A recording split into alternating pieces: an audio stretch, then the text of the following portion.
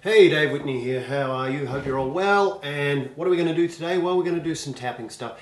I want to introduce you to the way I develop melodic tapping.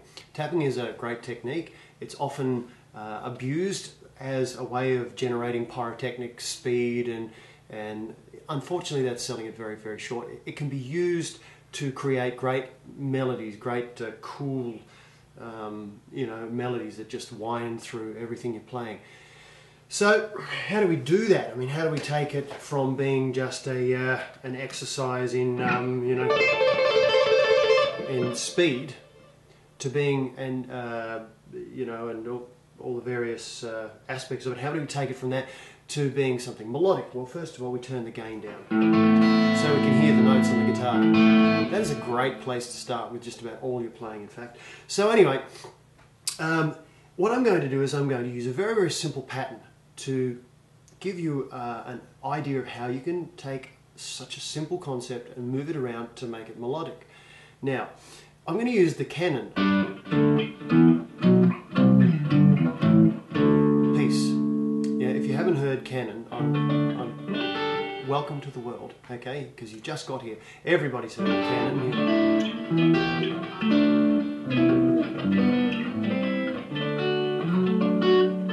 here. So, we're just going to use root and fifths, right? We're going to do fifths. There's no major, there's no minor in this. We're going to keep it so simple that you don't even need to think about whether you're playing a major or minor chord, therefore whether you need to be a semitone this way, a semitone that way with your notes, okay? So we're playing a root and a fifth. Now the way we do that is our fingers are spaced 2 frets apart and are on adjacent strings. So my first finger is on the 5th fret, which is the G note. My 3rd finger is 2 frets up on the next string down, which is the G string. It's playing the D note. Okay, so it's a root and fifth. G, B, D is the 5th. And my first finger is going to move over to the A string. It's going to play. It's the same position, just moved over a string. Okay, the notes here: D and A.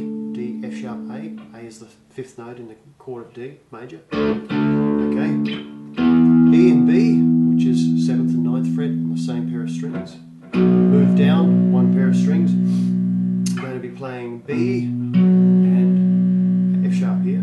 Then it's C and G, which is upper semitone. Then G and D, A and E, and back to D and A. So we're doing this. Okay, that's the position that my left hand is assuming. Now, it's not doing pairs of notes, okay? It's going to be alternating. So you have to get used to that, right? Start doing that. Start getting used to hammering on with your first finger. Then move it around.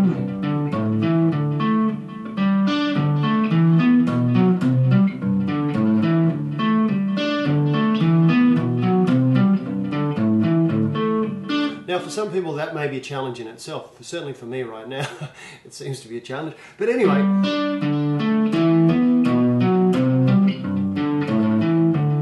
you have to generate your own attack. Every finger has to generate its own attack, because guess what? Even though I'm holding the pick, I'm holding it. I'm not going to use it. Yeah, I always use my middle finger when I'm tapping, the rude finger. Sorry. Didn't mean anything by that. So I use the root finger for tapping because I change from technique to technique so all over the place that I can't afford to take the time to tuck it to tuck it under my finger there like some people do and then tap with the first finger. I just never really worked that. I tried it, I dropped a pick every time, I think. So I'm just a klutz like that. Anyway, so with my right hand, right, while my left hand is doing it's following its little melody, right? My right hand is going to be doing exactly the same notes, okay? But it's the reverse. Instead of D and G, right?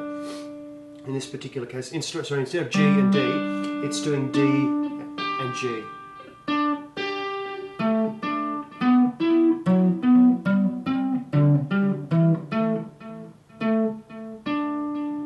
Okay, so that's what it's doing, if that makes sense. So.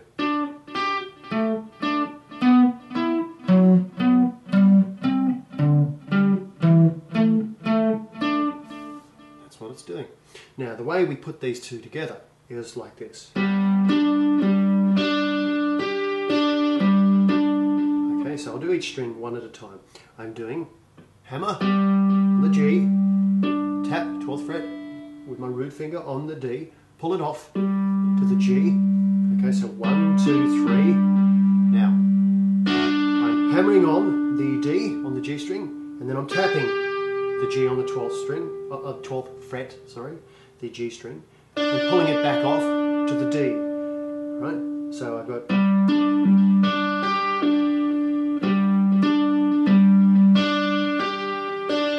Make sense? Okay, so. And then I'm going back to my D string and I'm doing the first two notes again. Now when you add up the number of notes that I've done there, it's a total of 8. 1, 2, 3, 4, 5, 6, 7, 8. This is a 16th note pattern. 16th notes generally use 4 notes per beat. That's what, and 4 beats in a bar. That's how you get the 16th thing. So 1, 2, so 1, 2, 3, 4, 1, 2, 3, 4. And in traditional music, you would count that as 1 E and E, 2 E and E. They use the terms E and for those middle bits. So 1 E and E, 2 E and E, 3 E and E, 4 E and E. 1, 2, 3, 4. 1, 2, so 1, 2, 3, 4. 1, 2, 3, 4. 1, 2, 3, 4. 1, 2, 3, 4. So you can build it up to whatever speed you want. That's totally up to you. Remember, the point of this is not speed. The point of this is using tapping from melodic interpretation. So when I move my right hand,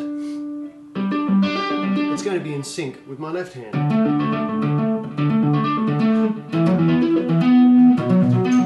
So that's how I'm going to be doing this. I'm going to be going left hand moves, right hand moves. My left hand moves a whole step, my right hand moves a whole step. My left hand moves a half step, my right hand moves a half step. If I move a fourth, it's the same thing. So I end up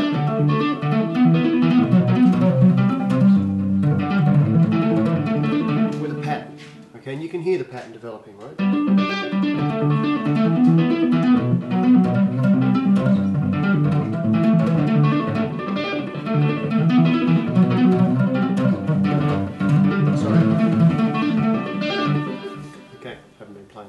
Lately, but anyway, point is, you can see how the pattern comes together. Now, you can choose other notes, of course, to start making it more interesting. I'm just working purely with the root and the fifth, the most basic, rudimentary pair of notes that I can.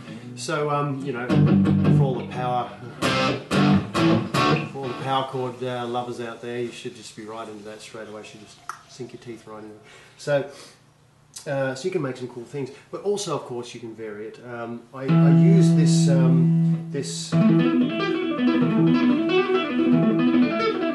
this style of playing in a piece I did there with some melodic tapping or whatever. It's basically the same thing. It's just a little more developed, a little more. I'll slow it right down. That's what we've just been doing, right?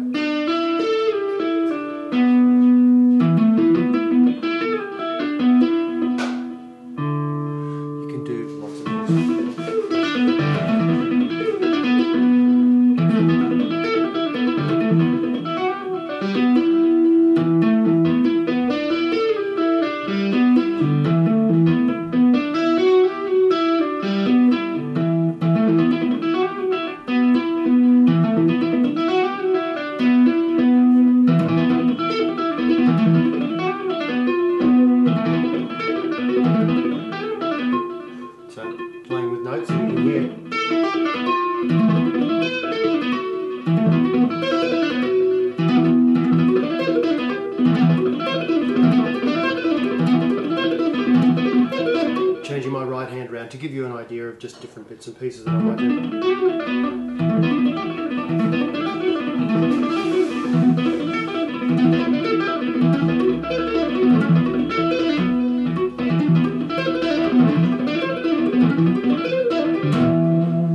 Okay, and all I'm doing down here is I'm working with the root, 5th, 7th, and that's it. And it's the minor 7th.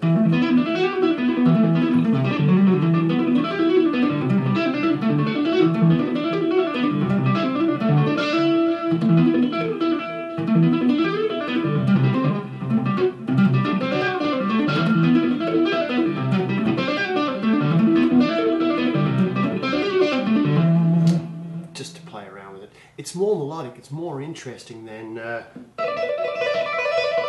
like that. Okay, there's far more going on, and you'd have to agree with that to listen to it.